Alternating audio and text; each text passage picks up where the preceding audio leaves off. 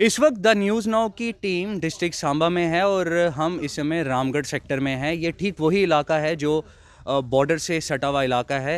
International border से कुछ ही दूरी पर ये एरिया है और जहाँ पर इस समय हम मौजूद हैं। ये बंकर आप देख सकते हैं तस्वीरों में कि इंटरनेशनल बॉर्डर के कुछ ही दूरी पे ये गांव है और यहाँ पर ये बंकर है। और दूसरी तरफ हम आपको दिखाना चाहते हैं कि जिस तरह आज पहले फ़ेज़ के डीडीसी इलेक्शंस की शुरुआत हुई है, फेस्टिवल ऑफ डेमोक्रेसी की शुरुआत हुई है। पहले फ़ेज़ में अगर हम जम्मू रीजन की बात करें तो पूरी तरह से जो रिस्पॉन्स है वो अच्छा मिल रहा है। और दूसरी तरफ आज हम इस समय रामगढ़ के इलाके में पहुंचे हैं और यहाँ पर हमारी टीम ने देखा कि डीडीसी इलेक्शन जिस तरह चल रहे हैं 8 फेजेज़ में ये इलेक्शंस जो हैं ये पूरा प्रोसेस रहने वाला है और first time in history of Jammu and Kashmir ये इलेक्शन होने जा रहे हैं। एक यहाँ से जब हम यहाँ पर पहुँचे तो एक कांग्रेस की कैंडिडेट यहाँ पर पूरी तरह से कैंपेन कर रही हैं क्योंकि फेजेस वाइज ये इलेक्शन होने हैं। टोटल 8 फेज़ के बीच में इलेक्शन होने हैं और आज जो इलेक्शन का पहला फेज़ है वो स्मूथली चल रहा है। जगप्रीत के साथ हम बात करते हैं। सबसे पहले आपको मुबारकबाद है और आपका स्वागत है द न्यूज़ नाउ में। मैं जानना चाहूँगा कि आप पेशे से एडवोकेट भी हैं, ऐसी क्या वजह रही कि आपको डीडीसी इलेक्शन जो हैं वो कंटेस्ट करने पड़ रहे हैं? नमस्कार, जगप्रीत कौर नाम है मेरा। मैं यहाँ सांबा कोर्ट में एडवोकेट हूँ। मैं यहाँ से डडियाल से हूँ, जो एक बॉर्डर एरिया है। एक बॉर्डर पे वो बसा हुआ गांव है। रोज़मर्रा की लाइफ में हम बड़े सारे ऐसी सिचुएशंस फेस करते हैं। हमारे यहाँ बॉर्डर के एरिया का सुनने वाला कोई नहीं है। कोई सरकार, कितनी सरकारें आईं, कितनी सरकारें गई, कितने लीडर आए, कितने लीडर गए, लेकिन हम किसान लोग, हमारे बॉर्डर के बेल्ट एरिया के लोगों को हमारा कहीं कोई उस चीज़ का है नहीं है कि कहीं हमारी सुनवाई नहीं है कहीं पे भी। तो रोज़मर्रा की लाइफ में हम जब ये चीज़ें फेस करते हैं तो एक कहीं ना कहीं मतलब मेरे अंदर था कि मैं अपने लोगों के, क्योंकि हमारे लोगों की प्रॉब्लम हम लोग ही समझ सकते हैं। जो लोग हम यहाँ से निकले हैं, हम ही। अब जम्मू से कोई लीडर आएगा, कोई दिल्ली से बैठे, उनको नहीं पता कि हम लोग यहाँ क्या फेस कर रहे हैं। रोज़मर्रा की लाइफ में हमारे यहाँ फायरिंग हो रही है, लोगों के बंकर्स तक, लोगों ने बंकर बनाए हैं वहाँ पे, वो बंकर में रहना पड़ रहा है उनको। और कुछ इतने गरीब तबके के लोग हैं, इतनी गरीबी है यहाँ पे, इतनी कोई वहाँ पे बंकर का ना कोई पैसा, गवर्नमेंट ना उनकी कोई सुनवाई होती है, ना वो बंकर का पैसा आता है। लोगों के घर टूटे हुए हैं, लोगों के घर के पैसे फंसे हुए हैं। सारी एडमिनिस्ट्रेशन, सबको पता है क्या प्रॉब्लम है, लेकिन हमारे यहाँ की सुनवाई कोई नहीं है। जगप्रीत, मैं आपसे जानना चाहूँगा कि ये 3 टियर जो पंचायती राज है उसको मजबूत करने के लिए डीडीसी इलेक्शन जो हैं जम्मू कश्मीर में होने जा रहे हैं। इससे पहले बीडीसी के इलेक्शंस हुए, पंचायत इलेक्शंस हुए।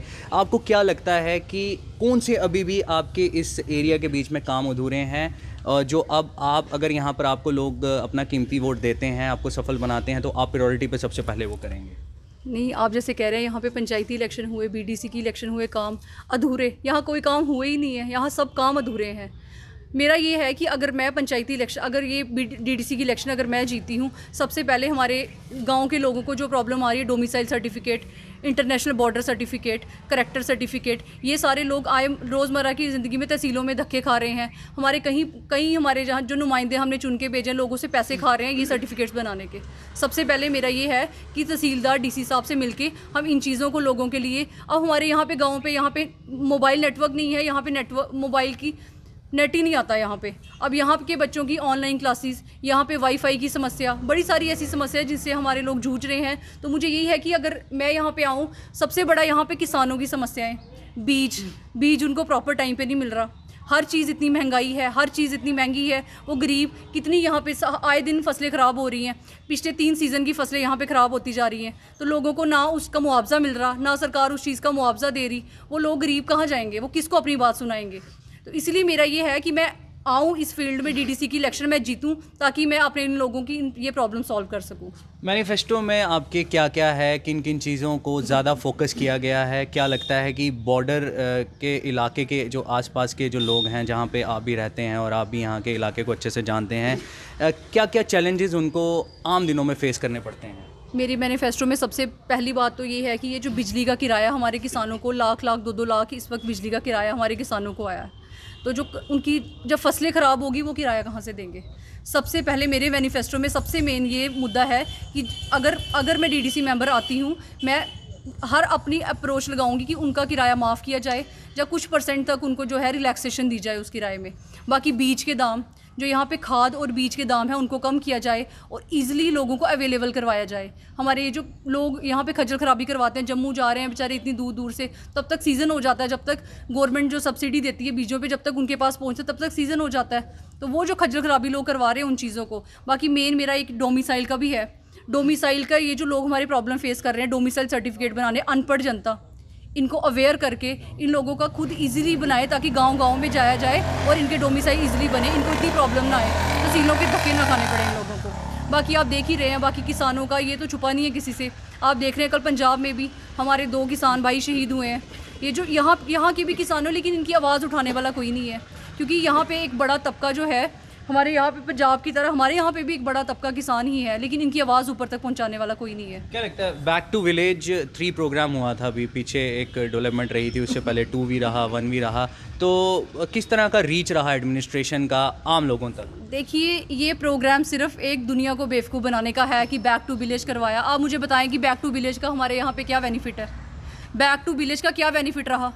लोगों को क्या बेनिफिट मिला बैक टू? क्या उससे उनकी प्रॉब्लम सॉल्व होगी?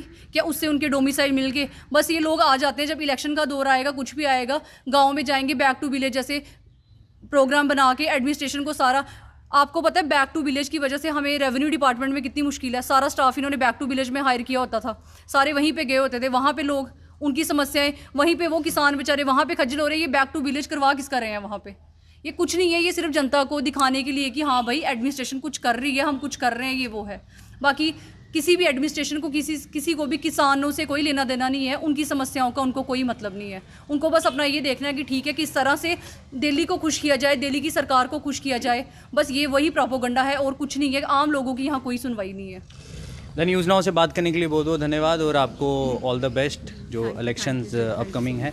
तो इस समय हमारी टीम डिस्ट्रिक्ट सांबा में है, रामगढ़ सेक्टर में है और इंटरनेशनल बॉर्डर के ठीक पास है। और जिस तरह डीडीसी इलेक्शंस का बिगुल जो है वो बज चुका है और पहले चरण के आज जो वोटिंग प्रोसेस है पूरी तरह से स्मूथली चल रहा है। और यहाँ पर भी जब हम आए तो यहाँ पर भी हम देख रहे हैं कि ज़ोरों शोरों के साथ डीडीसी की जो है वो तैयारी की जा रही है, क्योंकि अब जो कमिंग फेज़ हैं उसके बीच में इलेक्शन जो है वो इसमें होंगे। और किस तरह का रिस्पांस यहाँ पर जो पब्लिक से मिल रहा है, जिस तरह जो लोग कंटेस्ट कर रहे हैं उनके साथ भी हमारी ये कोशिश है कि हम बातचीत करें और आम जनता के साथ भी हम लोग बातचीत करें, ताकि उनको क्या उम्मीदें हैं इन डीडीसी इलेक्शन से वो भी जानने की कोशिश करें। कैमरामैन साहिल शर्मा के साथ मैं Somil Abrol, the news now Samba international border.